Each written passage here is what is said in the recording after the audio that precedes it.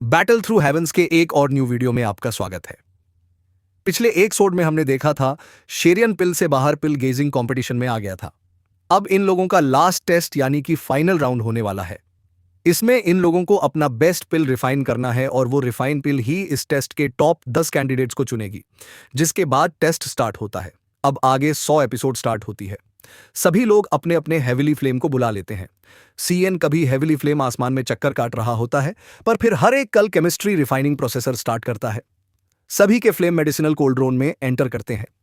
CN भी refining processor start करता है और सीएन के पास उसके स्टोरेज रिंग से 100 तरह के मेडिसिनल इंग्रेडिएंट्स निकलकर फ्लोट करने लगते हैं, जिसके बाद अपने मोसूस को कंट्रोल करता है, क्योंकि इसके बाद जो वो स्टार्ट करने वाला है वो बहुत ज्यादा रिस्की है। अब उसकी स्टोरेज रिंग से 3 जेट बॉक्सेस बाहर निकलते हैं। उन जेट बॉक्सेस में के बोन ग्रोइंग ब्लड फ्यूजन पिल के 3 मेन रेडियंट्स थोड़ा सा टेस्ट हो जाता है। इस मूवमेंट का वो बहुत समय पहले से इंतजार कर रहा था। ये जो बोन ग्रोइंग ब्लड फ्यूजिंग पिल है वो अगर सक्सेसफुल रिफाइन हो जाती है तो अभी तक की वो हाईएस्ट टीयर मेडिसिनल अपील होगी और इसीलिए ये अभी तक का उसका सबसे फेस्ट रिफाइनिंग होगा। ये चीज इसलिए भी बहुत तक खतरनाक है क्योंकि एक तो इसमें यूज होने वाले इंग्रेडिएंट्स बहुत ही ज्यादा रेयर है। दूसरा, ये रिफाइनिंग प्रोसेसर इतना ज्यादा हार्ड है कि इसके फेल्यूर के चांसेस बहुत ज्यादा है और अगर से कोई गड़बड़ी हो जाती है तो सबसे पहले तो वो स्पिल गैदरिंग कंपटीशन से बाहर निकल जाएगा। दूसरा, मास्टर या लॉ का वो बिल तैयार नहीं हो पाएगा और सारे ये मेडिसिनल इंग्रेडिएंट्स वेस्ट हो जाएंगे।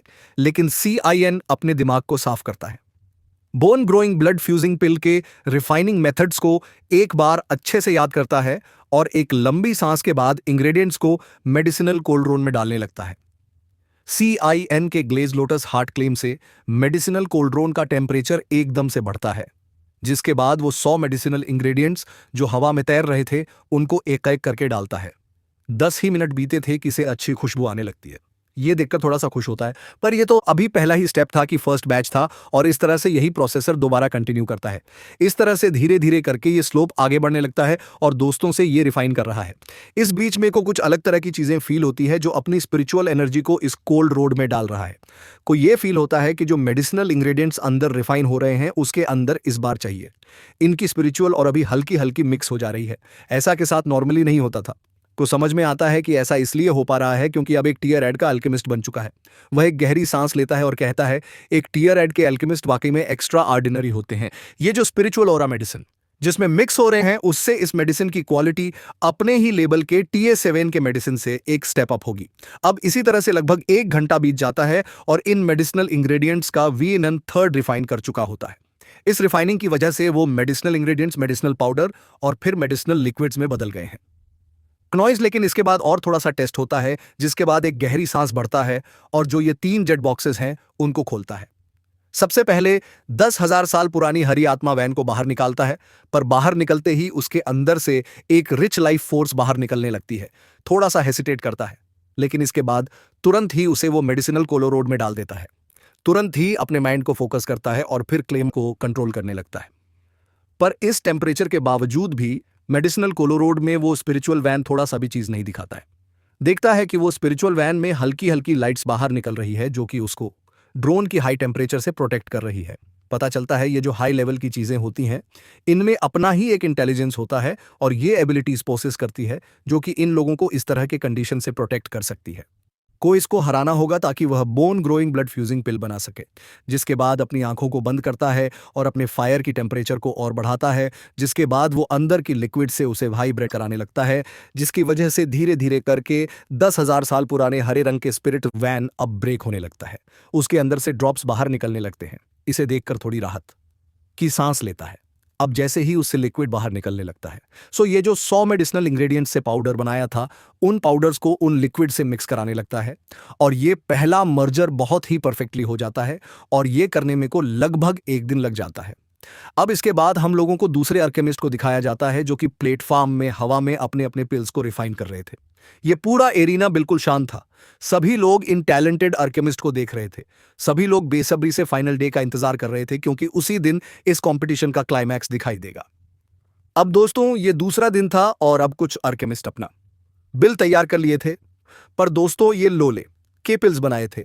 इसी वजह से इनको देखकर ऑडियंस में कोई भी हलचल नहीं हो रही थी। सभी ऑडियंस एक पिल लाइटनिंग का इंतजार कर रहे थे। पिड लाइटनिंग वो लाइटनिंग होती है जो कि आसमान में नेचुरली एक हाई ग्रिड के पिल के फॉर्म होने के बाद होती है। पिड लाइटनिंग 87 के लो लेवल के पिल से भी फॉर्म होती है। इसलिए अभी तक जो पिल फॉर्म हुई है उस सभी टीएसएमएन से लो ग्रेड के पिल्स थे और तभी कुछ घंटे और बीतते हैं और अचानक से आसमान में काले बादल छाते हैं और दोस्तों एक जोर की पिल लाइटनिंग होती है पर एक ही बार में वो खत्म हो जाती है। पता चलता है कि यहाँ पर एक टीएसएमएन का पिल फॉर्म हुआ है। टीएस7 के लो ग्रेड का पिल है। पर इस बीच हम लोगों को दिखाया जाता है जो कि थोड़ा सा परेशान है क्योंकि इस समय के दौरान से एक गलती हो गई थी। अब यह गलती माइनर थी। इसी वजह से का ये प्रोसेसर रुका नहीं है। ने स्नोबोन गिनसेन को रिफाइन करने के दौरान जो बाकी के 100 मेडिसिनल इंग्रेडिएंट्स हैं उन पे ध्यान देना छोड़ दिया था। इसी वजह से अब उन 100 इंग्रेडिएंट्स को दोबारा रिफाइन करना होगा। तो इसे आप क्या समझे, वो स्पिरिचुअल वैन अब रिफाइन हो चुका है और स्नोबोन गिनसन तक पहुंच चुका है और इसी तरह से अब और रिफाइनिंग चलता है और आसमान में 2-3 और लाइटनिंग दिखाई देते हैं। दिन फिर से बदल जाता है। अब इस जगह में ऑलमोस्ट 50 ही अल्केमिस्ट है जो कि अभी भी अपना रिफाइनिंग कर रहे हैं। ऑडियंस की नज़र इन्हीं पर है क्योंकि उन्हें पता है कि इन्हीं 50 लोगों में से कोई ऐसा होने वाला है जो कि इस पील गैदरिंग कॉम्पिटिशन को जीतने वाला है। फिर आसमान में पीड लाइटनिंग होने लगते हैं जिससे यह समझ में आता है कि यहां पर टीएस7 के मिडिल ग्रेड तक के पेल बनाए जा चुके हैं। पर अभी भी सोनचिंग सोनयिंग दानचैन और वो मुगु अपनी रिफाइनिंग में लगे हुए हैं कि नजर सोनचिंग और दानचैन पर जाती है। देखता है उन लोगों के मेडिसिनल से बहुत ही स्ट्रांग रिपल्स बाहर निकल रहे थे। समझ जाता है कि ये लोग की जो पिल बना रहे हैं वो कोई मामूली पिल नहीं है और इसीलिए स्टैगन थोड़ा सा डेंज होकर सोचता है क्या पता स्टैगन का बोन ग्रोइंग पिल इन पिल्स को टक्कर भी दे पाएगा या नहीं। अब फाइनल डे का समय नजदीक आ रहा था तो आसमान में पिल लाइटनिंग बहुत ज्यादा बढ़ गए थे। इन पिल लाइटनिंग को देखकर अब ऑडियंस में बहुत ज्यादा सरप्राइज वाला माहौल है। सभी लोग बहुत ज्यादा खुश हो रहे थे क्योंकि ये लोग है ग्रेड के पिल्स को देख रहे थे। एक स्ट्रैंग फ्रेगनेसेस पूरे एरेना में फैल गई थी। कोई भी पर्सन जो 1000 लेबर से नीचे का है सभी इस तरह के पिल के फॉर्मेशन से बहुत ज्यादा इंप्रेस हो गए थे। लेकिन इन लाइटनिंग के बीच हम लोग को देखते हैं जिसका कॉल्ड्रन का टेम्परेचर इतना ज्यादा बड़ा बढ़ गया है कि अब का कोल्ड्रोन रेड हो गया है। पर कोल्ड्रोन को देखकर बड़ा खुश है क्योंकि उसके अंदर से ऐसे एनर्जी रिपल्स बाहर निकल रहे हैं जो ये प्रूव करते हैं कि का ये जो पिल फॉर्म हो रहा है ऑलरेडी TL7 के हाई ग्रेड पे पहुंच चुका है और इसको और ज्यादा रिफाइन करने के बाद ये आराम से टीयर ईद पर पहुंच जाएगा। कोल्ड ड्रोन के अंदर पिल का फॉर्मेशन हो रहा है पर इस तरह से हम लोग बहुत सारे अल्केमिस्ट को भी देखते हैं जो कि इस टाइम के दौरान फेल हो जाते हैं। अब जो अल्केमिस्ट बच चुके हैं उसमें लोवेस्ट अल्केमिस्ट बैच एक TS7 के मिडिल ग्रेड का बैच है और इसमें हाईएस्ट टीयर 8 के अल्केमिस्ट गुरु तक का बैच है कि नजर उनमें से एक है। एक अल्केमिस्ट गुरु बेंच पर जाती है। उसे होल्ड करने वाला पर्सन एक ओल्ड मैन था जो कि एनडी का सरप्राइज होता है क्योंकि इससे पहले से एन की नज़र इस पे नहीं गई थी क्योंकि ये पर्सन अपने एनर्जी को बहुत ही अच्छे से सप्रेस कर लिया था। पर फिर हम लोगों को टॉवर के तीनों हेड्स को दिखाया जाता है जो कि उसी ओल्ड मैन के बारे में बात कर रहे थे। पता चलता है इस ओल्ड मैन केन हुआ है और ये ओल्ड जनरेशन यानी कि मास्टर यालाओ के जनरेशन का है। हमें यह भी पता चलता है कि ओल्ड हुआ यालाओ के साथ था और वो लोग बोन चिलिंग फ्लेम एक साथ ढूंढने के लिए गए थे क्योंकि उस वक्त यायो चैन को वो बोन चिलिंग फ्लेम मिल गया था।